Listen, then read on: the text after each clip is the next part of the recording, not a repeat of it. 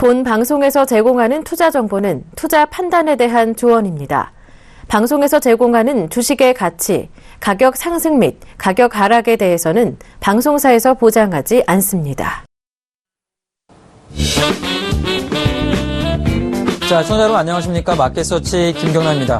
자, 마켓서치에서는 국내외 가장 굵직굵직한 이슈를 정확하게 분석을 해보고요. 그 분석 속에서 나올 수 있는 수혜주와 자, 김경남의 선택을 통해 단 한 종목을 추천을 해드리고 있는데요. 자, 오늘 저희가 알아볼 건 바로 유상증자와 무상증자입니다. 최근에 공시를 통해 보면 자, 유증무증 관련 모멘텀이 굉장히 많이 나와주고 있는데 자, 어떨 때 유증을 했을 때는 주가가 급등을 하고요. 또 어떨 때는 급락을 하는데 도대체 그 차이점을 먼저 오늘 마켓서치에서 정확하게 분석을 해보도록 하겠고요. 그리고 어떤 식으로 투자가 가능한지 한번 알아보도록 하겠습니다. 자, 마켓서치 시작합니다.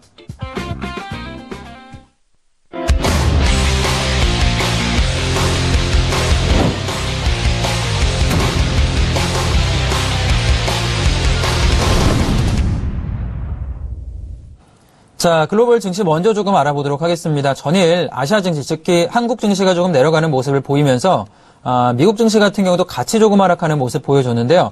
자, 다우가 마이너스 1%, 나스닥 마이너스 1.5%, S&P 같은 경우도 마이너스 1.2%까지 내려가면서 전부 다 미증시 같은 경우도 조정받는 장세 모습을 보여줬습니다.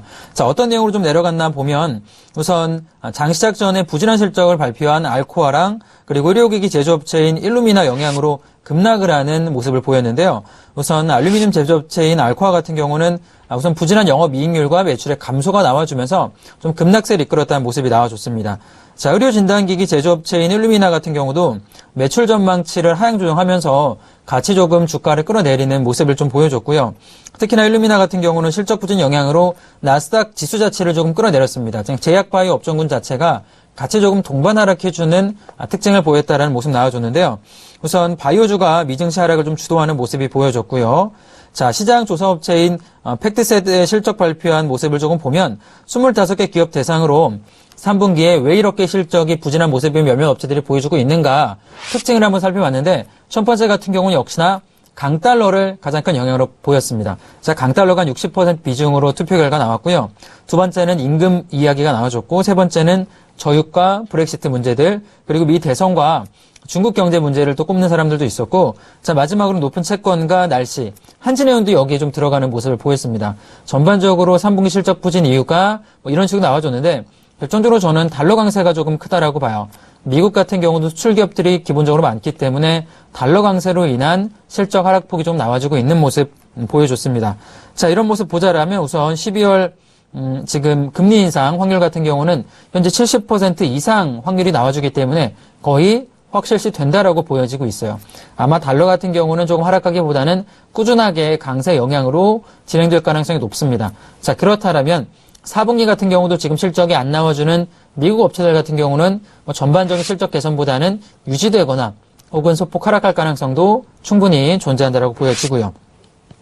자, 우선 지금 S&P 추정치를 조금 보면 5.9% 정도로 4분기에는 좀 증가할 것으로 전망을 하고 있지만 실적 발표한 기업들이 하향 조정하는 경향이 높아지기 때문에 4분기까지 좀 지켜볼 필요가 있지 않나. 우선은 현재까지 3분기 실적 발표한 업체들 자체가 그렇게 강하게 모멘텀이 나와주지가 않고 있습니다. 전반적으로는 실적 자체가 조금 부진한 모습 특징을 보여주고 있는데 과연 미국 증시의 특징이 국내 기업들 3분기 이제 실적 발표를 계속하고 있는데 어떤 식으로 영향을 미칠지 지켜볼 필요가 있다 생각이 들고요. 자, 실적 발표한 기업 중에 마이크론 등 기술주 같은 경우는 실적을 4분기 실적 예상치를 상향 조정하고 있지만 나이키나 버텍스 등 소비재, 헬스케어 같은 경우는 하향 조정하는 모습이 또 특징으로 나와주고 있는 모습입니다. 시장 참여자들 같은 경우는 3분기 실적 부담과 4분기 전망 하향 조정 가능성이 높아짐에 따라서 어느 정도는 뭐 지속적인 부담을 느끼고 있는 모습이 뭐 계속 확인이 되고 있고요. 반면에 OECD 경기선행지수 같은 경우는 자, 2개월 연속 하락한 99.7% 정도로 발표가 되고 있어요. 99.7로 발표가 되면서 현재 뭐 그렇게까지 뭐 긍정적인 모습은 지표가 보여주지 않고 있는데 전반적으로 미국 지표 자체는 나쁘지 않지만 3분기, 4분기, 자, 기업 실적에 조금 주목할 필요가 있지 않나 생각이 듭니다. 자, 우선 개별 종목 좀 이야기 드리면, 바이오주가 어제는 급락해주는 모습을 보여줬어요. 그리고 알코아 같은 경우도 급락을 했는데, 11.4%가 내려갔습니다. 아까 말씀드린 대로 부진한 실적 관련 모멘텀이 나와주면서, 악재 나와주면서 11%가량 하락해주는 모습 보여줬고요. 의료기기 업체인 일루미나 같은 경우가 24%가량 거의 급락을 주도했는데 기대 이하의 실적과 4분기 하향 조정 발표되면서 내려가는 모습. 자, 이게 단순히 일루미나만 끝난 게 아니라 메디컬 전반적인 업체군이 다 내려가기 시작을 해요. 세인트 주드 메디컬 같은 경우는 3%가량 내려갔는데 인공심장 기기 배터리 문제로 환자가 2명 사망하면서 하락하는 모습. 그러니까 사실 예전에 제약바이오 업체군들이 전부 다 실적 좋아지고 올라갈 때는 악재가 주목을 받지를 못했습니다. 국내 같은 경우도 얼마 전에 한미약품 사태가 발생되면서 제약바이오군에 관련된 투자 심리가 위축이 되고 있는데 이런 투자 심리가 위축될 때는 악재가 계속 뉴스화가 되는 거죠. 사실 이런 문제들은 그전에도 계속 있었지만 지금 조금 더 주목을 받고 있다. 그러니까 주가 내려가는 쪽으로 조금 주목을 받고 있는 모습이다라고 생각이 됩니다. 자, 그러면서 지금 헬스케어주 관련돼서 보면 길리어드 사이언스가 마이너스 한 2.2%가량 내려가는 모습 보여줬고요. 자, 바이오젠이 마이너스 2%, 셀진 마이너스 2.5%, 전부 다 지금 2%가량 대형 바이오 업종군들이 내려가는 모습 특징이 나와주고 있습니다. 자, 그러면서 마이크론이 마이너스 한 3.6%까지 내려갔고요. 퀄컴, 인텔 전부 다 반도체 관련 종목들이 내려갔는데 왜 이렇게 하락을 반도체주가 잘 나가다가 최근에 급락이 나와주고 있나 원인을 살펴보자라면 역시 삼성전자가 들어갈 수밖에 없죠. 삼성전자 갤럭시 노트 7 생산 중단이 나왔기 때문에 분명히 삼성전자에 납품하는 부품 업체들은 타격이 클 수밖에 없습니다. 자, 미국 반도체뿐만이 아니라 국내도 마찬가지죠. 삼성전자가 워낙에 좀 거대한 기업이고 관련 휴대폰 관련 부품 납품하는 업체들이 많은데 어제 같은 경우는 3%에서 한 7%가량 조정을 조금 받아주고 있는데 지금 장 시작하는 모습 확인을 해보니까 나름 반등은 조금 성공을 해주고 있는 모습인데 과연 3분기, 4분기에 어느 정도 실적이 삼성 갤럭시 노트 7 중지로 인해서 생산 중지로 인해서 나와줄지가 조금 중요하게 움직임이 나와주지 않을까 생각이 됩니다. 부품 업체들 같은 경우는 주목을 조금 할 필요가 있어요. 조심하실 필요가 있다라고 생각이 들고 자, 그러면서 애플 같은 경우는 반사이익으로 인한 상승이 조금 나와줬습니다. 어제 같은 경우 0.2%까지 올라가는 모습 보여줬는데 장중에는 2%까지 올라갔어요. 급등을 했다가 장마감에 0.2% 상승 마감됐지만 결과적으로는 12월 쇼핑 시즌이 앞두고 있죠. 크리스마스도 있고 지금 추수감사절 같은 경우 미국은 굉장히 큰 쇼핑 시즌인데 아마 애플 판매가 그전보다 훨씬 증가할 수밖에 없다라고 봐요. 삼성전자 같은 경우도 최신 휴대폰이 판매 정지, 지금 단종이 됐다라고 해요. 완전 단종을 시켰기 때문에 분명히 반사이익은 미국 같은 경우는 애플, 중국 같은 경우는 중소 샤오미라든가 중소 업체들 쪽으로 들어가지 않을까 그렇게 보여집니다. 자, 그런 모습 보면서 유가까지 좀 이야기 드리면 국제유가 같은 경우는 러시아 에너지 장관이 산유량 동결 검토만 할 뿐 감산은 고려하지 않고 있다라는 이야기 나와줍니다. 자, 매일매일 뉴스가 달라요. 어제 같은 경우는 어땠죠? 푸틴 대통령이 감산하겠다, 감산에 적극적으로 동참하겠다라고 했지만 자, 매일 오늘 같은 경우는 어떤 뉴스냐면은 러시아 에너지 장관이 아직까지는 결정된 게 없다 이렇게 이야기 나와주고 있는데 결과적으로는 11월까지는 급등락 반복을 할 겁니다. 정례회의 전까지는 이런 식으로 자, 마케팅을 하는 거죠. 계속 감산을 우리가 조금 할 것이다라는 이야기 해주고 있기 때문에 어느 정도는 급등락 반복이 되고요.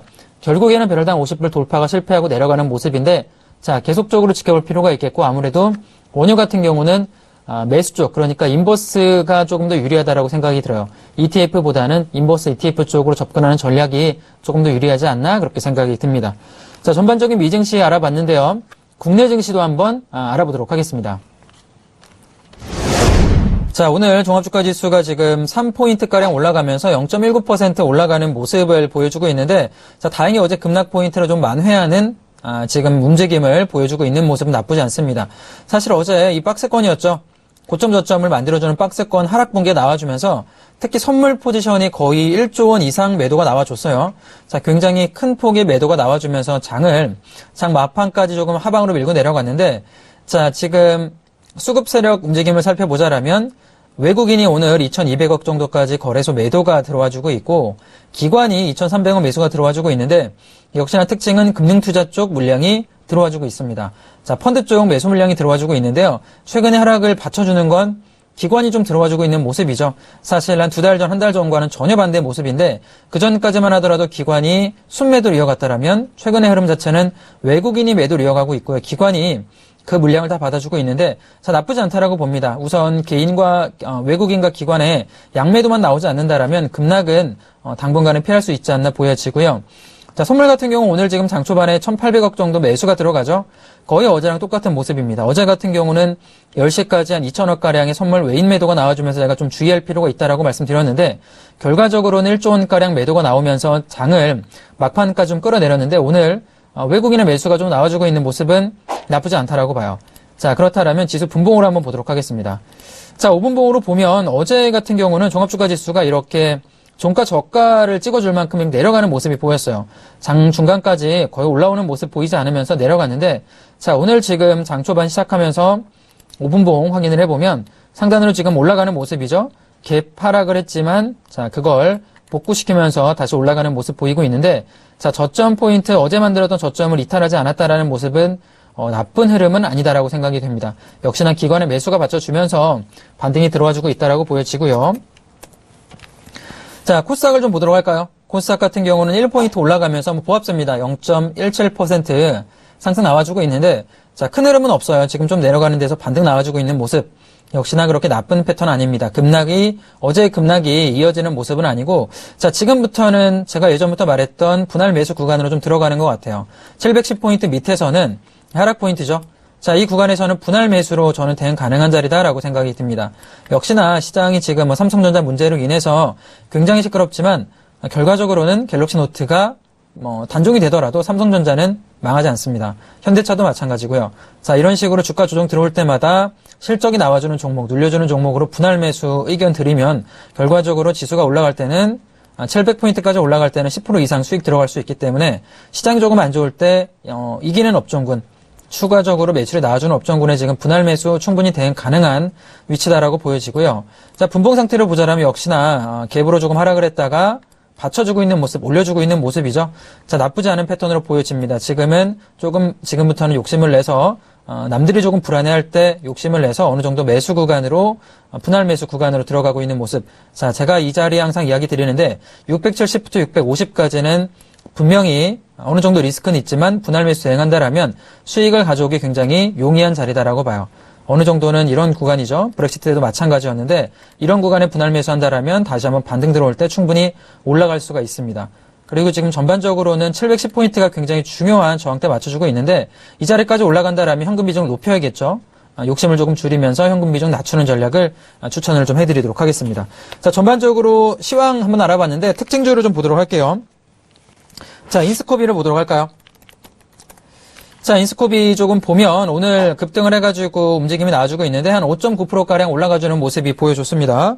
한전 모뎀 수주 모멘텀으로 인해서 주가가 조금 올라가서 멈춰 있는데 자, 지금 장 초반에 올라갔다가 갭을 조금 메꾸면서 내려가지만 자, 나쁘지 않습니다. 지금 차트 자체가 상방으로 올라가서 이 종목이 아니라 어떻죠? 내려가서 저점을 받쳐주면서 올라가는 자리이기 때문에 자, 이번 수주 모멘텀 나쁘지 않고요. 분명히 전고점 부근인 2,780원 정도만 돌파 나온다라면 3,500원까지는 열려있는 패턴으로 갈 가능성 높기 때문에 자, 그런 점 보시면서 진입하신 분들은 저점 잡으신 분들은 3,400원, 500원까지는 가져가는 전략 충분히 가능해 보인다라고 생각이 드네요. 자, 예쁘게 늘려줬고 수주 같은 경우는 사실 최근에 대선 테마주가 좀 주춤한 모습 보이기 때문에 무상증자라던가 아니면 수주 관련, 대주주 변경 관련 모멘텀이 가장 강하게 들어와주고 있습니다. 최소한 일주일 정도는 모멘텀 들어갈 수 있는 자리이기 때문에 접근하실 분들은 저점에 접근하는 전략 드려보도록 하겠고요. 자, 웨이포트 보도록 하겠습니다. 자, 웨이포트 오늘 지금 12%가량 급등이 주고 있는데 자, 18%까지 올라갔다 꼬리 달아주는 모습 보여주고 있어요. 나쁘지 않은 패턴이고 이 종목 같은 경우 저희가 마켓 서치에서 저점 구간에 좀 추천을 해드렸습니다. 하방이 저점 구간 추천을 해드렸는데 이미 추세가 20% 이상 수익이 나와주는 구간이죠. 자, 이 구간에 저희가 매수가 들어갔는데 이미 20% 이상 수익 나왔기 때문에 지금 자리는 자, 전량 매도 의견 좀 드려볼게요. 굳이 지금 자리에서 가져가기보다는 20% 이상 수익 들어왔기 때문에 전량 매도를 하시고 사실 더 올라갈 수도 있겠지만 예전 패턴 보면 어떤가요? 급등 이후에는 급락을 하고요. 그죠? 급등 이후에는 급락을 합니다. 굳이 무리하게 리스크를 가져가기보다는 20% 정도면 지금같이 조정을 받는 장에서는 충분한 수익률이다라고 생각이 들어요. 중장기로 가져가긴 종목보다는 이 종목은 역시나 중국 관련 모멘텀 이슈를 통해서 추천해드렸던 종목이기 때문에 이렇게 모멘텀 들어와서 급등해 준다라면 안전하게 차익 실현하시고 나머지 현금 물량으로 눌려있는 종목군을 다시 한번 저점하는 이런 자리죠. 이렇게 눌려있는 구간이 분명히 있기 때문에 이런 자리로 접근하는 전략 추천해드리도록 하겠습니다. 자, 우선 수익 실현하신 분들은 수익 축하드리고요. 자, 이런 식으로 한번 대응 포인트 가져가보는 전략 가능하다라고 생각이 듭니다. 자, 지금 개별 종목군들 알아봤는데 전일에 올라갔던 종목차가 몇 종목 조금 더 보도록 할게요. 자, 수산 INT로 좀 보도록 하죠. 자, 수산 INT 어제 IPO가 시작이 돼서 상장이 되면서 급등을 했던 종목인데 차트 한번 보면서 설명을 좀 드리도록 하겠습니다. 자, 분봉 보면은 어제 상한가 들어갔어요. 어제 장 마감까지 이렇게 상한가 들어갔다가 오늘 조금 하락을 해주는 모습 보여줍니다. 그렇죠? 자, 오늘 지금 물량이 조금 나와주고 있는데 최근에 매일매일 IPO 종목군들이 나와주고 있는데 수산 INT 같은 경우 오늘 조정 11%까지 받는 모습이고 자, 지금 자리는 접근하는 자리는 아니다라고 생각이 들어요. 자, 그렇다면 미투온을 볼까요? 자, 미투온을 보겠습니다. 자, 미투온 같은 경우도 이게 보면 이날이었죠. 10일 날 월요일 날 IPO 상한가 들어가 주면서 상장되면서 이틀 연속 강하게 올라갔다가 오늘은 조정을 받고 있는데 역시나 분봉 상태 보면은 자, 이 종목 같은 경우는 힘이 좋아 보이죠? 전일 자, 월요일 날 상한가 들어갔다가 이 자리 4,450원 자리를 붕괴시키지 않으면서 고점에서 꾸준하게 멈춰있는 모습.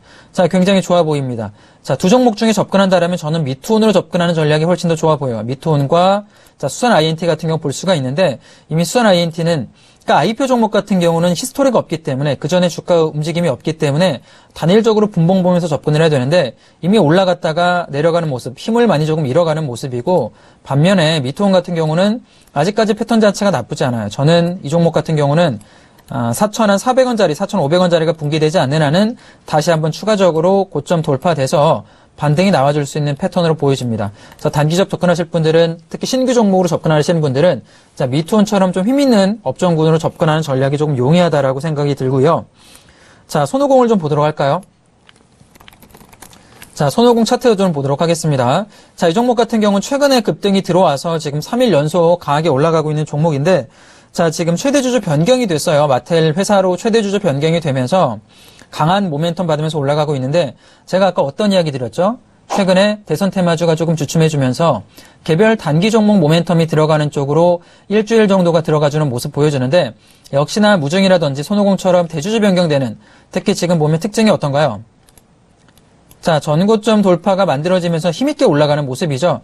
자, 지금 보면 아예 고점까지 올라가는 모습이기 때문에 자, 지금부터는 저점에 진입하신 분들은 슬슬 매도 의견을 좀 드려볼게요. 충분히 올라왔고 아마 오늘 정도는 조정을 받으면서 다시 한번 7,500원까지는 밀릴 가능성은 충분히 있어 보입니다. 자, 제가 이 이야기 왜 드리냐면 최근 같은 경우는 이렇게 단일 모멘텀, 무상증자라던 혹은 대주주 변경 같은 이런 모멘텀으로 움직이기 때문에 자, 이렇게 접근하신 분들은 힘이 있기 때문에 조금 대응할 필요가 있다. 특히 손오공은 이미 올라갔기 때문에 어느 정도는 수익 실현한 전략이 조금 용이하다라고 보여지고요.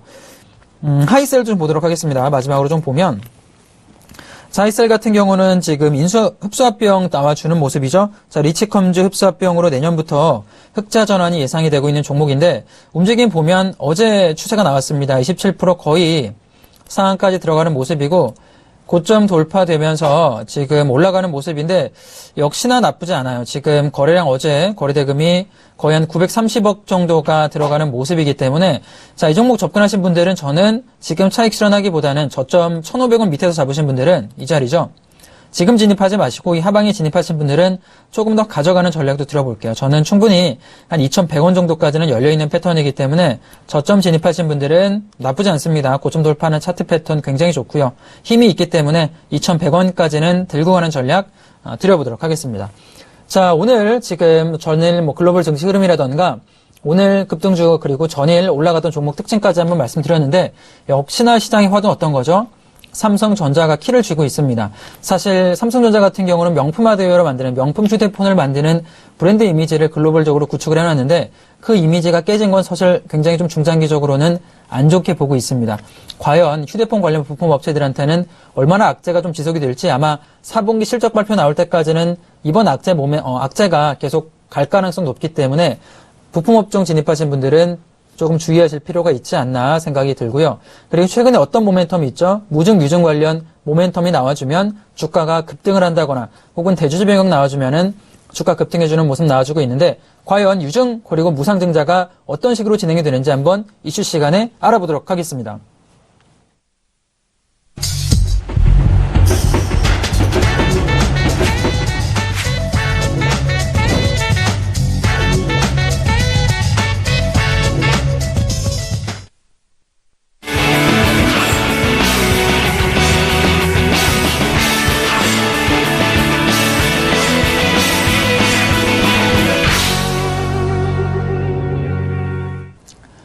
자, 오늘 무상증자, 유상증자에 대해서 집중적으로 한번 분석을 해볼 텐데요. 자, 유증 관련해서는 어떨 때는 급락이 나오고요. 어떨 땐 급등이 나오는데 정확하게 어떤 이유로 이렇게 진행이 되는지 한번 알아보도록 하겠습니다. 자, 우선 유상증자가 어떤 건지 한번 설명드릴 필요가 있다라고 생각이 드는데요.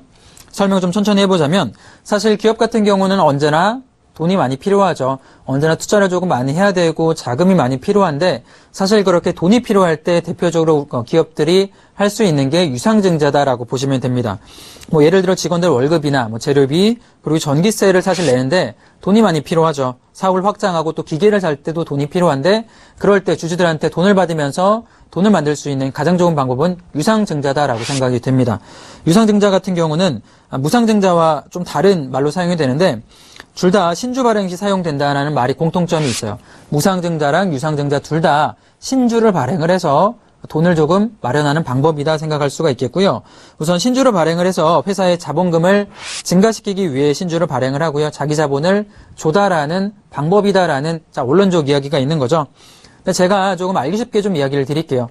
뭐 신주를 발행을 해서 돈을 번다라고 하는데 시청자분들이 이해하기는 조금 어려울 수도 있겠죠. 쉽게 설명을 하면 제가 좀 예를 들어보겠습니다. 제가 커피숍 프랜차이즈 운영을 해요. 커피숍을 한 2-3개 정도 운영을 하면서 주주회사 체제로 진행을 합니다. 그런데 이번에 커피 기계를 조금 제가 들어오려고 해요.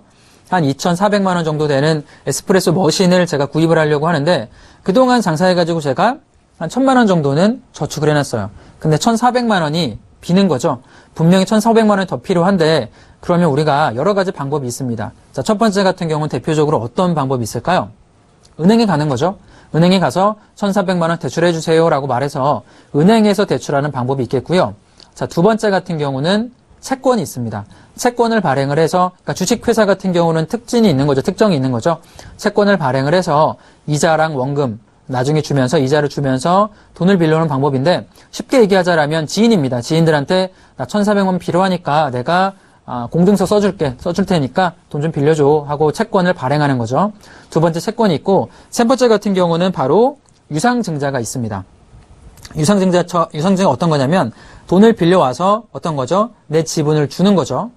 이 세 가지 유상증자와 자, 그리고 채권 발행, 이자를 발행하는 은행 같은 경우도 있는데 첫 번째 은행과 두 번째 채권 같은 경우는 단점이 뭐냐면 이자를 줘야 되는 거죠. 어느 정도는 뭐 이자가 비싸다라면 부담이 될 수밖에 없겠고 결과적으로는 언젠가는 원금도 돌려줘야 됩니다. 1,400만 원의 원금을 돌려줘야 되는 그런 문제가 있는 건데요. 제가 마지막 말씀드렸던 유상증자 같은 경우는 내 지분이 100이라면 내 지분을 조금 희석을 하는 거죠. 내 지분을 한 2천만 원 정도를 내가 지금 1,400만 원 돈이 필요하면은 1,400만 원 돈을 받고 지분을 주는 겁니다. 그러면 역시나 내 지분 가치는 조금 떨어지겠지만 그렇지만 원금이라던가 이자를 줄 필요는 없는 거죠. 새롭게 주주를 모시는 거기 때문에 주주를 가져오는 거기 때문에 그런 대표적인 차이점이 만들어집니다. 자, 이 방법 같은 경우는 사실 추가로 발행해서 나의 지분율은 하락을 하지만 원금이나 이자를 줄 필요 없다라는 특징 제가 좀 말씀을 드렸고요. 자, 그러면서 유상증자 같은 경우는 여러 가지 방법이 있지만 일반적으로는 기존의 주주들에게 원래 가진 주식수의 일정 비율로 새로운 주식을 시장 가격보다 조금 싸게 발행하는 구주 배정 유상증자가 일반적인 방식이 있어요. 그러니까 기존 주주들한테 돈을 빌려오는 거죠. 내가 1,400만 원이 필요한데 일반 기존 주주들한테 1,400만 원 조금 더 각출해서 내라. 그렇게 이야기를 할 수가 있는 거고요. 두 번째 같은 경우는 3자 배정이라는 방법이 있습니다. 특정 인물을 새롭게 주주로 영입을 해서 1,400만 원을 받아오는 거죠. 그렇다면 일반 주주들 같은 경우는 당연히 어느 정도의 그 지분 가치는 조금 희석이 되겠죠. 지분이 떨어질 수밖에 없겠지만 돈은 이자 내지 않는 돈은 들어온다라는 자 그런 특징이 보여집니다. 자, 제가 화면을 준비했는데 화면 보도록 하죠. 자, 유상증자 관련된 조금 쉽게 이야기해드리면 기업이 주식을 추가로 발행해 자본금을 늘리는 것을 말하고요. 자금을 조달할 수 있는 대표적인 방식입니다. 자, 그리고 신규로 자금 또는 재산이 기업으로 들어오기 때문에 기업의 재무 구조를 개선하고 부채에서 벗어나는 가장 기본적인 방법이다. 하지만 기존 주주들한테는 당연히 그들의 주주 가치가 희석이 되기 때문에 악재가 될 수 있는 포인트가 있는 거죠. 돈은 들어오지만 내가 갖고 있는 주주 가치는 희석이 된다. 자, 그런 포인트가 있다라는 특징을 알 필요가 있고요. 자, 유상증자 제가 간단하게 설명드렸는데 무상증자 같은 경우는 어떤 걸까요? 자, 무상증자 같은 경우는 잉여금 등이 많은 경우에 이를 자본금으로 전환하는 경우다라고 볼 수가 있습니다. 우선 추가적인 금액은 필요가 없어요. 설명드리면, 자, 커피숍 제가 아까 말씀드린 프랜차이즈가 장사가 굉장히 잘 돼서 매년 10억 정도 돈을 저축을 했습니다. 그죠? 장사 굉장히 잘 돼서. 자, 그렇다면 그 나머지 쌓인 돈을 사용할 수 있는 방법이 여러 가지가 있는데 첫 번째 같은 경우는 배당이 있겠죠? 기존 주주들한테 10억의 돈을 대해서 배당을 통해서 다 분배하는 방법이 있겠고요. 자, 두 번째 같은 경우는 신규로 공장을 만들다거나 투자를 진행할 수도 있습니다. 자, 세 번째 같은 경우는 뭐냐면 자본금을 확충을 하는 건데요. 바로 이 자본금 확충을 무상증자다라고 우리가 표현을 하는 거죠. 우선 무상증자는 신주를 발행해서 자본금을 확충하진 않습니다. 인수자가 자금을 지불하지 않는다는 특징이 있는데 유상증자와는 굉장히 큰 차이점이 있는 거죠. 무상증자 같은 경우는 돈이 새롭게 들어오거나 그런 게 아니에요. 기존에 있던 회사가 변경이 되거나 그것도 아닙니다. 기존에 내가 쌓아놨던 돈을 잉여금을 쌓아놨었는데 이거를 자본금으로 투입을 시키면서 주주들한테는 어떻게 되는 거죠? 주식수를 더 주는 거죠. 그러니까 기업의 주식수는 좀 늘어나지만 주주 가치는 희석이 되지 않습니다. 기업 가치 자체가 변화가 되지 않는 거죠. 기본적으로 무상증자라는 기업들의 특징은 어느 정도는 잉여 현금 흐름이 매년 발생이 된다라는 특징이 있습니다. 역시나 무상증자 단행이 된다라면 기업에 추가적으로 돈이 들어오거나 혹은 내 주주 가치가 희석되는 건 아니기 때문에 주주 입장에서는 좋아할 수밖에 없다라고 봐요. 이 회사가 그래도 돈을 꾸준히 벌어서 자본금을 확충을 하려고 하는구나라고 볼 수가 있는 거죠. 자, 반면에 유상증자 같은 경우는 어떤가요?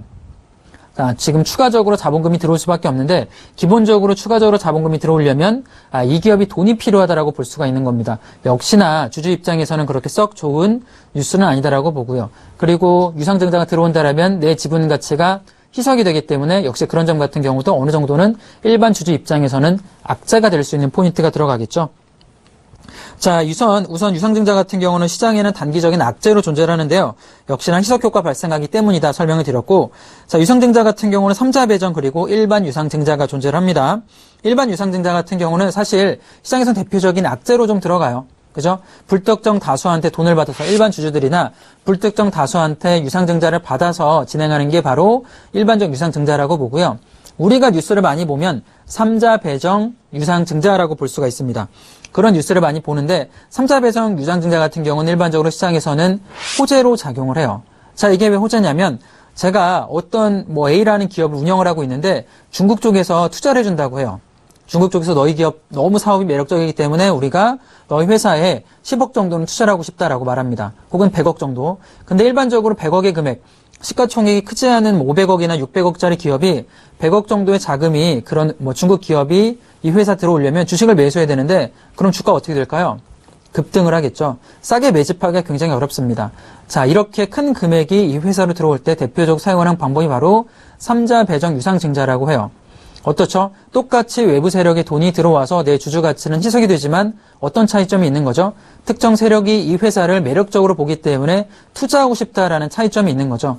자, 그런 모습이기 때문에 일반 배정과는 전혀 다른 개념이다라고 보시면 됩니다. 역시나 3자 배정 유증이 나온다라면 어떻게 될까요? 주가가 급등을 많이 해주죠.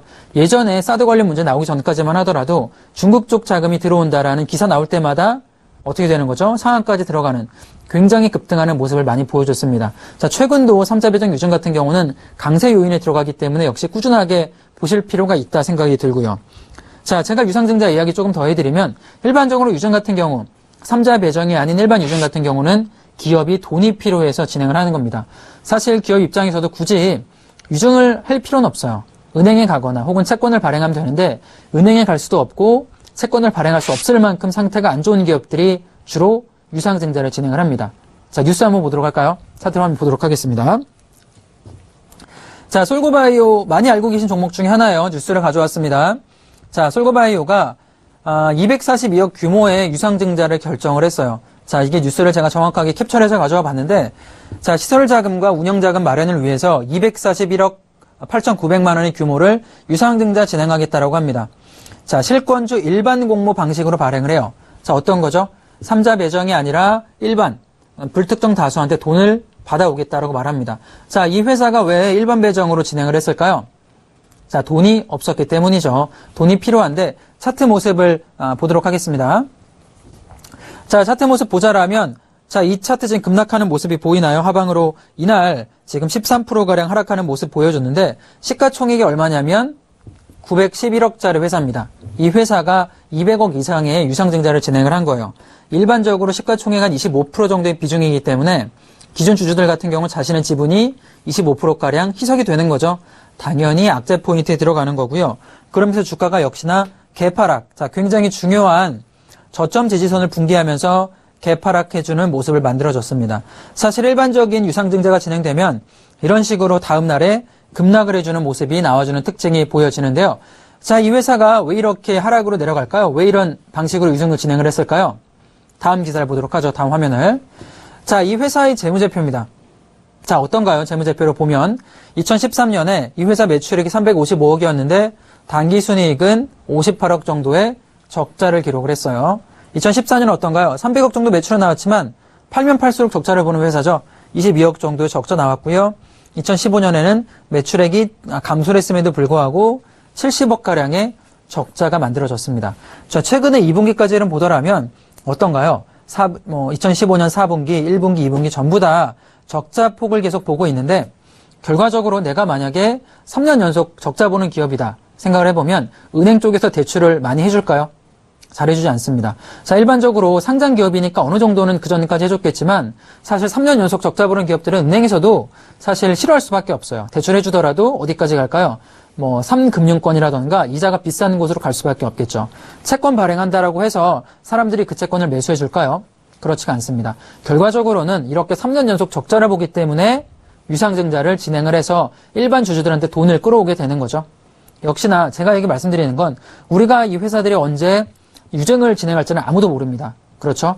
하지만 우리가 알아볼 수 있는 건 내가 가진 기업이 이렇게 3년 연속 적자를 본다라면 이 회사가 내일 혹은 오늘 장마감 이후에 유상증자 공시를 낼 수도 있겠구나라고 생각할 수가 있는 겁니다. 언제든 악재가 나올 수 있기 때문에 중장기로 보기보다는 어느 정도 단기적으로 올라오면 빠르게 조금 청산하는 전략이 유효하다라고 볼 수가 있는 거죠. 혹은 정말 내가 가진 기업이 이렇게 3년 연속 적자를 본다라면 굳이 가져갈 필요가 있을까요? 2,000개 넘는 지금 상장 기업들이 존재하는데 굳이 저는 가져갈 필요가 없다라고 생각이 됩니다. 자, 다음 화면 좀 보도록 할게요. 자, 이 회사는 이그젝트라는 회사입니다. 이그젝스라는 회사인데 많은 분들이 알고 계신데요. 자, 지금 보면 이그젝스 같은 경우는 102억 정도를 유상증자를 진행을 했어요. 일반 공모 방식을 통해서 유증을 결정을 했고요. 자, 다음 화면 좀 보면 역시나 주가 어떨까요? 똑같죠? 자, 개파락이 진행돼서 하락하는 모습이 보여졌습니다. 세게 이렇게 하락을 하는 모습인데 역시나 굉장히 그동안 주가가 어떤가요? 올라가지 못하고 횡보하다가 내려갔다가 하방으로 강하게 밀리는 모습이 보여주죠. 유상증자 악재가 나와줬기 때문인데 이 기업 같은 경우도 시가총액이 얼마인가요? 269억밖에 되지 않는 회사입니다. 269억밖에 되지 않는데 여기에 100억짜리 유증이 들어갔어요. 주주가치가 3분의 1 정도가 훼손이 되는 거죠. 내가 만약에 이 종목을 예를 100만 원어치 들고 갔다라면 갑자기 유상증자가 진행되면서 30%의 내 비중이 사라지게 되는 겁니다. 만약에 100억을 넣어서 이 기업이 살아나게 된다면 상관이 없겠지만 문제가 있는 기업들은 사실 100억을 투자한다고 해서 살아나기가 쉽지가 않은 거죠. 자, 다음에 보도록 할까요? 자, 기업의 재무제표를 볼 수가 있는데요. 자, 어떤가요? 다행히 이 기업 같은 경우는 3년 연속은 아니네요. 2년 연속인데 역시나 2년 연속 적자 보더라도 적자 보는 기업들은 언제나 안 좋습니다. 자, 보면 2013년 같은 경우는 45억 정도 수익이 나왔지만 14년 같은 경우는 124억 원 적자, 2015년 같은 경우는 67억 정도의 적자를 보고 있고요. 문제는 올해 2분기에 50억가량 적자가 나와줬어요. 거의 지금 작년 적자 폭만큼 올해 2분기까지 적자가 들어왔습니다. 자, 이런 흐름 보자라면 3분기, 4분기에 흑자로 변경이 될 수 있을까요? 저는 쉽지 않다라고 봐요. 결과적으로 이런 적자 흐름은 지속이 될 겁니다. 정말 이 회사가 기술적으로 뛰어났다라면 그 전에 흑자가 됐을 거고요. 그리고 기술이 정말 뛰어났다라면 유증을 하지도 않습니다. 은행에 가서 제출하거나 혹은 3자 배정을 통해서 특정 세력들을 끌어들이지 굳이 일반 공모를 하질 않아요. 그렇죠? 결과적으로 언제든 적자 보는 기업들은 주가가 급락할. 자, 전 차트 다시 한번 좀 보도록 하겠습니다. 역시나 언제든 이렇게 급락할 수 있는 여지가 있기 때문에 이런 식으로 내가 지금 진입해 있는 종목이 하방에서 조금씩 움직여요. 크게 상승하지 않고 움직여주고 있고 2년 내지 3년 연속 적자를 본다라면 언제든지 이 미래 차트가 이렇게 내려갈 수 있다라고 염두를 해두셔야 돼요. 그리고 유상증자 적자 본 기업들은 반등이 쉽게 나오지가 않습니다. 가능하면 악재가 나올 때는 빠르게 손절해서 다른 종목으로 접근하는 전략도 저는 충분히 유효하다라고 봐요. 자, 다음 화면 좀 보도록 하죠. 자, 이 종목 같은 경우는 자, 어떤가요? 이미진 아시아라는 종목인데 730억 규모의 유증 소식이 들어갔습니다. 자, 그런데 어떤 식으로 조금 틀린가 이 이야기를 조금 들어보자라면 자, 730억 조달 목적으로 보통주를 3자 배정 유상증자 하기로 결정을 한 거죠. 어떤 차이가 있는 거죠? 일반 공모가 아니라 3자 배정으로 진행이 되는 겁니다. 그렇죠. 특정 세력군들이 이 회사가 매력적이기 때문에 굳이 내가 100억 이상의 돈을 들여서 주식을 매수할 때는 주가 급등하니까 내가 원하는 만큼 지분 가치를 가져갈 수 없으니까 3자 배정을 통해서 유상증자 들어와 주는 건데요. 자, 차트 모습을 보도록 할까요? 어떤 식으로 진행이 됐나? 자, 유상증자 10월 달에 이렇게 모멘텀 들어와주면서 최근에 가장 핫하게 올라가는 종목 중에 하나인데요. 2,000원짜리 종목이 지금 거의 80% 이상이 올라가는 모습입니다. 그리고 나서 어떤가요? 종목이 주가 하락하는 게 아니라 오히려 3,600원 근처에 버텨주는 모습을 보여주고 있는 거죠. 자, 어떻습니까? 일반 배정과 3자 배정 같은 경우는 아예 다른 주가 흐름이 만들어지는 거죠. 그만큼 매력적으로 회사가 만들어졌기 때문에 3자 배정이 들어와 준다라고 보실 수가 있는 겁니다. 자, 다음 화면 좀 보도록 하겠습니다. 자, 지금 이제 무증 관련 이야기를 제가 좀 들어볼까 해요. 제가 유증 관련 지금 일반이랑 그리고 3자 배정 유증까지 이야기 드렸는데 무상증자 같은 경우도 굉장히 호재로 작용을 하는데요. 자, 제가 또 뉴스를 하나 캡처해 봤는데 자, 유니트론텍이라는 기업이고요. 기사 보면 무상증자 결정 소식에 52주 신고가를 만들었다라는 이야기 나와주는 거죠. 자, 이야기 보면은 소유 주식 1주당 같은 종류의 신주를 2주 배정하는 내용의 무상증자를 결정하기로 했다라고 공시가 나왔습니다. 아까 어떤 이야기 드렸냐면 무증 같은 경우는 기업 내용이 변하지가 않아요. 유상증자는 시가총액 뭐 예를 들어 자본금이 1억짜리 회사에 누군가 2천만 원 투자해서 1억 2천만 원짜리로 자본금이 확충이 되지만 무상증자 같은 경우는 자본금 확충되는 것도 없고 기업 내용은 똑같아요. A라는 회사는 쭉 A라는 회사인데 대신에 어떻게 되는 거죠? 발행 주식수는 조금 더 많아지게 되는 거죠. 어떻게 보면 말장난처럼 보일 수도 있지만 기본적으로 무증 같은 경우는 굉장히 시장에 호재로 작용을 합니다. 자, 다음 화면 보도록 할게요. 이날입니다. 상한가 들어간 날이 바로 무증 관련 공시가 나오기 시작을 하면서 상한가로 바로 들어가는 모습. 자, 이 종목 같은 경우는 2015년에 IPO가 시작이 됐고요. 2014년에 15년에 시작이 돼가지고 쭉 올라와서 어떤가요? 굉장히 좋은 무상증자를 모멘텀 터져주면서 정고점인 34,000원 부근을 강한 돌파가 만들어지는 거죠. 자, 이런 종목의 특징이 뭐냐면 무상증자 호재가 들어와 준다라면 최근에 돈의 흐름 자체가 대선 테마주에서 일반 개별 종목군으로 많이 들어가고 있기 때문에 최근에 이런 흐름 나와준다라면 저는 이런 무증 혹은 3자 배정 유증 같은 경우는 더 많이 올라갈 수 있는 힘이 있다라고 봐요. 돈의 흐름이 최근에 그렇게 진행이 되고 있는 거죠. 역시나 굉장히 긍정적 호재로 인해서 상한가를 들어갔다 보실 수가 있는 거고요. 다음 화면 좀 보도록 하겠습니다. 자, 이 기업은 아리온이라는 기업이에요. 아리온이라는 기업인데 역시나 1대1 무상증자가 진행이 됐습니다. 뉴스를 보면 자, 10월 7일 신주가 1대1 무상증자가 결정됐다라고 공시를 했다라고 나왔습니다. 자, 지금 다음 화면 차트 모습을 보도록 하죠.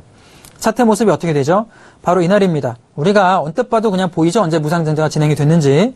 이날이 바로 10월 7일이고요. 자, 무상증자 진행이 되면서 상한가로 급등해주는 모습을 보여줍니다. 그죠? 전고점 부근까지 바로 들어갔고 지금 사실 살짝 멈춰있지만 결과적으로는 이 고점 돌파했던 자리가 무너지지 않았기 때문에 추가적인 상승도 아리온 같은 경우는 충분히 진행될 가능성이 높다라고 봐요. 이런 모습 보자라면 무증 같은 경우는 사실 그냥 넘어갈 만한 모멘텀이 아닙니다. 시장에서는 굉장히 호재로 작용이 될 수가 있는 거죠. 자, 이런 점 보면 역시나 우리가 뭐 종목 흐름이라던가 짚어갈 필요가 있는 거죠. 자, 다시 한번 종합을 해보자라면 기업이 내가 언제 유증을 할지 무증을 할지는 알 수가 없어요. 하지만 그건 알 수 있습니다. 2년 연속 혹은 3년 연속 적자를 본 기업이다라면 이 기업이 언제 감자라던가 혹은 유상증자 같은 악재가 터져도 이상하지가 않아요. 지금 시청자분들께서도 한번 개별 종목군들 이 내 회사가 접근을 진입을 해본다면 내 회사가 적자를 보고 있나 확인할 필요는 충분히 있다라고 생각이 들고요. 그리고 무상증자가 진행된 기업들 같은 경우는 추가적으로 상승 모멘텀이 충분하다. 혹은 3자 배정 같은 경우는 일반 배정 유상증자와 다르게 굉장히 호재로 작용이 된다라는 특징 제가 한번 정리해 보도록 하겠습니다. 자, 그렇다면 최근에 올라왔던 종목군 중에 어떤 종목이 김경남의 선택을 통해 선택이 되었는지 한번 김경남의 선택 알아보도록 하겠습니다.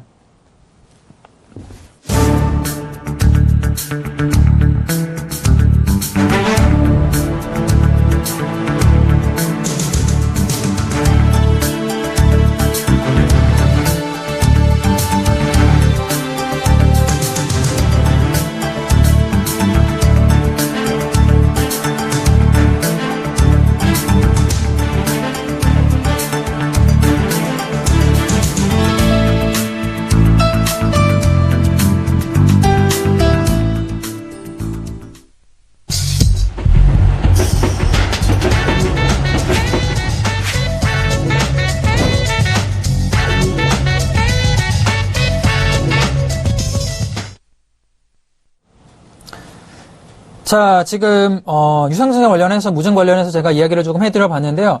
자, 어떻습니까? 결과적으로는 일반 유증 같은 경우는 굉장히 악재로 들어가게 되는데 김경남 선택을 알아보기 전에 제가 퀴즈 언제나처럼 좀 내드리도록 할게요. 자, 기업 자금을 마련하는데 사용하는 방법은 뭐가 있을까요? 자, 1번은 무상증자고요. 자, 2번은 유상증자. 자, 세 번째는 유전무죄입니다. 자, 지금 굉장히 쉽다라고 생각되는데 어떤 식으로 기업이 자금 마련하는데 도움이 되는지 지금 하방 013-3366-2263번 무료 문자 있으니까요. 연락 주시면은 제가 포트폴리오 상담 직접 해드리고요. 일주일 무료 이용권 드리도록 하겠습니다. 자, 무상증자 같은 경우는 기업의 내용의 변화가 없어요. 그 점 참고하시고. 자, 전반적으로 지금 종목군들 제가 김경남의 선택 알아보도록 하는데 어떤 종목인지 한번 김경남의 선택 알아보도록 하겠습니다.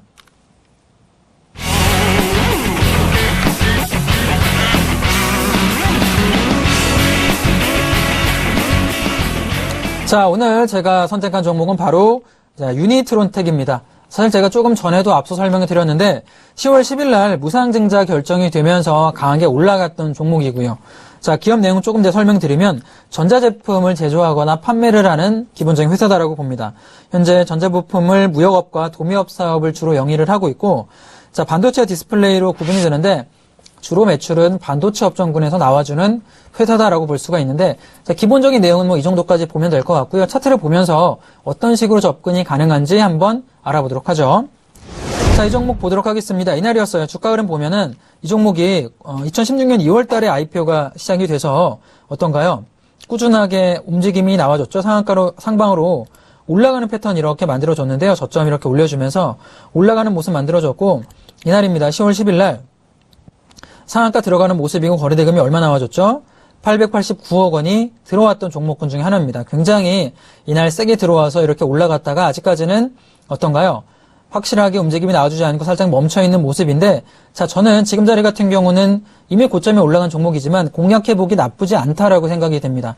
자, 이렇게 많이 올라간 종목은 철저하게 중장기적으로 보는 게 아니라 트레이딩 관점으로 보시는 전략이 굉장히 중요해요. 그게 뭐냐면 가격 쪽으로 눌려준다면 빠르게 진입을 해서 당일이든 혹은 그 다음 날이든 수익이 나오면은 가져가는 전략이 유효하다라고 볼 수가 있는 건데요. 역시나 이 종목 같은 경우 진입하면 리스크가 높기 때문에 굳이 자금을 조금 10% 이상 투입하는 게 아니라 10% 미만의 자금 정도만 투입을 해서 트레이딩 관점 접근해 본다라면 저는 추가적으로 충분히 상승할 수 있는 모멘텀은 만들어진다라고 봐요. 자, 제가 SOI 패널을 좀 보도록 할게요. 자, SOI 패널 같은 경우도 이날입니다. 지금 권리락이 발생이 됐는데 이날 무증 관련 모멘텀이 들어와준 이후에는 추가적으로 이렇게 올라가는 패턴이 많이 만들어졌는데, 사실 지금 자리 같은 경우는 조금 버블이다라고 생각될지더라도 어떤가요? IPO가 시작이 돼서 이렇게 올라온 종목들, 이 종목도 2015년 12월에 만들어져서 이렇게 올라가는데 역시나 이렇게 IPO가 시작된 종목들, 신규 상장 종목이 모멘텀 만들어서 올라가 준다라면 추가적으로 이렇게 올라가는 특징들이 많이 보여줍니다. 자, 결과적으로 저는 유니트론텍 같은 경우도 마찬가지로 지금 IPO가 시작이 돼서 하방으로 내려가는 게 아니라 충분히 올라가주는 자리다 이렇게 생각이 들고요. 만약에 오늘 같은 경우도 추가적으로 이제 4만원짜리만 돌파돼서 추가적 흐름 나와준다라면 충분히 우상향해서 올라갈 수 있는 자리는 마련될 수 있다라고 봐요. 자, 그러면 이 자리 같은 경우는 제가 아까 말씀드린 대로 트레이딩 관점이 굉장히 중요해서 매수가 단가가 중요하다라고 말씀드렸는데, 자, 매수 단가는 저는 35,000원 잡도록 할게요. 자, 지금 시장가가 38,000원인데 35,000원이 내일까지 오지 않는다라면 이 종목은 접근하지 않습니다. 자, 내일까지 35,000원 내려와 준다라면, 혹은 오늘 내려와서, 혹은 내일 35,000원짜리까지 내려와 준다라면 매수 가능하고요. 만약에 이 자리가 오지 않고 그냥 올라간다라면 진입하지 않고 보내주도록 하겠습니다. 자, 굳이 지금 자리 들어가면 무조건 손실 보는 구간에 들어갈 수밖에 없고요. 무조건 35,000원 눌려주는 자리까지는 기다려야 되는 자리다. 좀 설명드리고, 35,000원 만약 진입되면 손절은 31,000원 잡아보도록 할게요. 자, 아까도 말씀드렸지만 이 종목은 단기 트레이딩 종목입니다. 중장기로 가져가는 게 아니기 때문에 손절은 확실히 잡아주고 35,000원 진입해서 수익 난다라면 목표가는 39,000원 잡도록 할게요. 자, 어떤 컨셉이냐면 내려와서 35,000원 진입되면 다시 39,000원 반등되면 10%에서 20%까지 수익 가져올 수 있는 구간이고, 하방으로 31,000원까지 내려간다면 손절해주고요. 추가적으로 39,000원 이상 올라간다라면 여기서 50% 물량 매도하고요. 내려왔다가 매수된 다음에 올라가면 39,000원짜리 50% 매도하고요. 나머지 물량은 45,000원까지 보는 전략도 가능하다고 봐요. 자, 분봉 상태 보면 이 종목 어제부터 움직임 보면 이날이죠. 자, 무상증자 결정이 되면서 치고 올라왔습니다. 그리고 나서 아직까지 눌려주는 흐름 없이 멈춰 있는데 오늘이나 내일 분명히 조정이 들어와 줄 거예요. 자, 영원히 올라가는 종목도 없고 쭉 올라가는 종목도 없습니다. 언제나 눌렸다 진행이 되는데, 눌려준다라면 아까 말씀드린 대로 이렇게 내려간다라면 35,000원 구간에서 매수 대기해서 매수하는 전략을 추천해 드릴 거고요. 지금 자리에서 진입한다라면, 자, 지금 자리 진입하면 손실 볼 수밖에 없습니다. 절대 지금 자리 진입하는 게 아니라, 다시 한번 말씀드리지만 35,000원까지 밀릴 때 진입해서 올라오면 39,000원까지부터는 이제 분할 매도, 그리고 나서는 45,000원까지는 수익 확실하게 청산하는 전략 드려보도록 하겠습니다. 자, 이런 전략 드려본다라면 자, 무난하게 갈 수 있을 것 같아요. 자, 웨이포트 한번 다시 보도록 하겠습니다.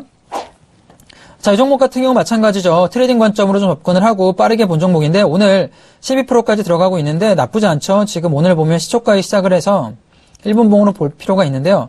자, 어떤가요? 지금 장 초반에 올라가서 종목이 내려왔다가 쭉 내려가는 게 아니라 버텨주고 있는 모습을 보여주는 거죠.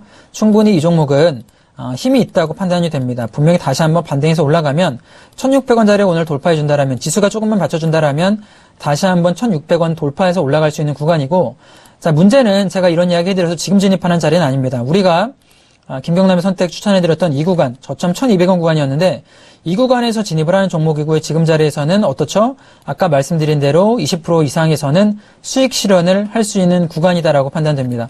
분명히 올라간다라면 1,800원, 그리고 만약에 정말 모멘텀이 좋다라면 1,900원까지 올라갈 수 있겠지만 굳이 여기서 욕심내는 구간은 아니고요. 오늘 자리 청산해도 충분하다라고 생각이 들어요. 항상 이 종목은 올라갔다가 추가적으로 돌파 나올 듯 보이면서 내려가고요. 추가적으로 올라갔다 내려갔다 올라갔다 내려갔다를 반복하는 종목이기 때문에 이렇게 수익 실현 자리 주는 날에 안전하게 수익 실현하고 저점에 눌려있는 종목 위주로 접근한 전략이 좀 용이하다라고 보여집니다. 자, 제이션 시스템도 볼까요? 자, 제이션 시스템 같은 경우도 역시나 마찬가지로 오늘 조금 상승 나와주고 있는데 장이 조금 무너질 때 올라가는 종목군 중에 하나이기 때문에 꾸준하게 포트폴리오에 제가 어떤 이야기 드렸죠? 안전자산으로 가져가는 거죠. 다른 종목이 내려갈 때 이 종목은 올라갈 수 있기 때문에 포트폴리오가 그렇게 무너지는 걸 방지를 해줍니다. 자, 결과적으로 이 종목은 8,500원, 9,000원 혹은 만원까지 열려있는 패턴이기 때문에 이 종목도 역시나 좀 중장기로 단기적 접근보다는 중장기적으로 좀 볼 필요가 있다라고 생각이 들고, 현대건설도 한번 볼까요? 자, 현대건설 같은 경우 움직임 보면 전고점 돌파 여부가 자, 어제 살짝 돌파가 돼서 멈춰있는 모습인데, 건설주를 제가 김경남의 선택을 통해 두 종목을 추천해드렸는데, 왜 건설주를 제가 이렇게 이야기하냐면, 최근에 지금 외국계라든가 미국 자금이 계속 들어와주고 있어요. 하지만 삼성전자로 그 전에 돈이 들어갔다라면, 최근 흐름 자체는 삼성전자로 돈이 들어가기는 부담스러운 모습을 가져갑니다. 그렇다면 돈이 어딘가로는 들어가야 될 텐데, 펀드 자금들이 결국에는 저는 건설주 내지는 은행주 혹은 철강주로 들어갈 가능성이 높다라고 봐요. 특히 건설주 같은 경우 실적만 기반된다라면 충분히 상승 랠리를 다시 한번 펼칠 수 있다라고 보여집니다. 자, 그런 점 보시면서 이 종목 저점에서 역시나 마켓 수치를 보고 진입하신 분들은 좀 중장기로 보시면서 5만원 내지는 4만 7천원 이상권까지 보는 전략이 유효하다. 중장기로 좀 마음 편하게 보는 전략이 유효하다라고 판단이 됩니다. 자, 오늘 제가 유상증자 관련해서도 좀 이야기를 드려봤고요. 무상증자 얘기 드려봤는데 결론은 간단합니다. 내 기업이 지금 적자를 보고 있다라면 조심을 해야 되는 거죠. 언제든 유상증자라는 악재 나올 수 있기 때문에 자, 그런 점 보시면서 접근할 필요가 있다라고 생각이 들고요. 자, 내일은 저희가 금에 관련된 이야기를 조금 진행을 해보려고 해요. 현재는 금 같은 경우는 굉장히 급등락 반복을 하면서 올해 같은 경우도 굉장히 많이 올라가는데 금 투자 관련해서 궁금하신 분이나 금 접근 방법 궁금하신 분들은 내일 마켓 서치를 참고하시면 좋을 것 같습니다. 자, 퀴즈를 하나 더 내드릴게요. 자, 무상증자. 기업이 돈을 벌 수 있는 방법이 어떤 게 있는가 보기인데요. 1번이 무상증자, 2번이 유상증자, 3번이 자, 유전무죄죠. 자, 어떤 게 정답일지 다시 말씀드리지만 무상증자는 기업에 아무런 가치가 없습니다. 자, 그런 퀴즈 보시면 제가 포트폴리오 상담해드리고 당첨되신 분들은 일주일 무료 이용권 드리니까 자, 많은 참여도 부탁드리도록 하겠습니다. 오늘 제가 준비하는 시간 여기까지고요. 내일 조금 더 알찬 내용 가지고 찾아뵙도록 하겠습니다. 자, 시청해주신 여러분 감사합니다.